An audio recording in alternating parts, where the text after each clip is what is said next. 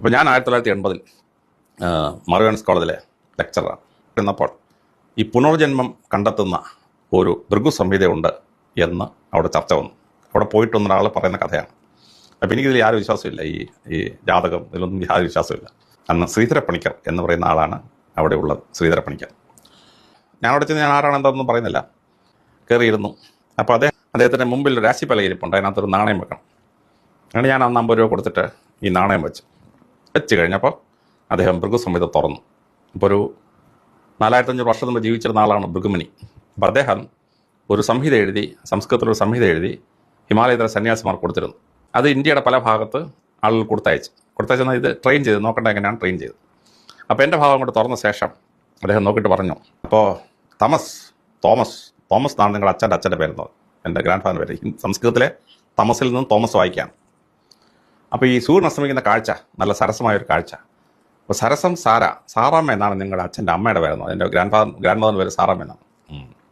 അപ്പോൾ ഈ കൗശിക മുനിക്ക് 2 സുഗന്ധദ്രവ്യങ്ങളുടെ മണം മൂക്കിലോട്ട് വന്നു. യാക്കൂബിയും മാരിയം 2 സുഗന്ധദ്രവ്യങ്ങളാണ് സംസ്കൃതത്തിലെ. യാക്കൂബ്, ജേക്കബ് എന്നാണ് നിങ്ങളുടെ അച്ഛൻ്റെ പേര്. മാരിയം മറിയാമ്മ എന്നാണ് നിങ്ങളുടെ അമ്മയുടെ പേരുന്നത്, എൻ്റെ അപ്പൻ്റെ അമ്മയുടെ പേര് വായിച്ചു.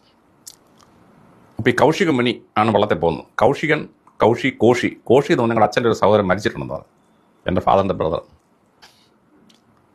അങ്ങ് കഴിഞ്ഞ ജന്മത്തിൽ അമ്പലപ്പുഴ രാജാവിൻ്റെ മന്ത്രിയായിരുന്നു. അങ്ങ് രാജാവിനെ ധിക്കരിച്ചു. അങ്ങനെ രാജാവ് അങ്ങേ കുളത്തിൽ മുക്കി കൊന്ന ശേഷം ശരീരം അച്ചൻകോവിൽ ആറ്റിൽ എറിഞ്ഞു. അതുകൊണ്ട് അങ്ങ് ഈ ജന്മത്തിൽ 6ൻ്റെ അങ്ങേക്കരയിൽ ജനിക്കും. അങ്ങ് ജനിക്കാൻ പോകുന്ന സ്ഥലം കോണഭൂമി, കോണം തുമ്പ് ഭൂമി മണ്ണ്. തുമ്പം എന്ന് പറഞ്ഞ ഗ്രാമത്തിലാണ് അങ്ങ് ജനിക്കാൻ പോകുന്നത്. എൻ്റെ ഗ്രാമം തുമ്പമണ്ണ്. അങ്ങനെ എൻ്റെ വീട്ടിലെ ജനിച്ചിട്ട് തോമക, ത്രൈസക, ജോസക എന്ന മുറയ്ക്കായിരിക്കും നിങ്ങൾ ജനിക്കാറുള്ളത്.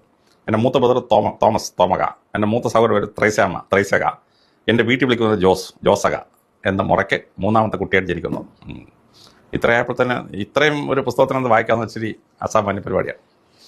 അത് കഴിഞ്ഞ് അദ്ദേഹം പറഞ്ഞു, സാർ അധികാലമൊന്നും ടീച്ചറായിട്ട് ഇരിക്കാൻ പറ്റില്ല. ഈ രാജ്യം ഭരിക്കുന്നൊരു പരീക്ഷയാണ്. എന്തോ എൻ്റെ പേര്, നമ്മൾ IAS പരീക്ഷ. സാറത് എഴുതണം.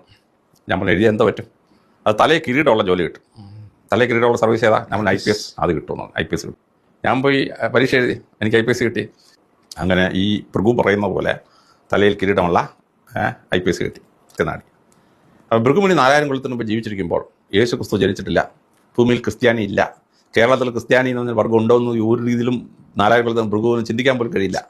ആ ഭൃഗുവാണ് ക്രിസ്ത്യാനിയായി ജനിച്ച എൻ്റെ അപ്പൻ്റെ അമ്മയുടെയും വല്യപ്പൻ്റെയും വല്യമ്മയുടെയും പേര് ഉൾപ്പെടെ എഴുതി വെച്ചിരിക്കുന്നത്. മനസ്സിലാവുന്നുണ്ടോ?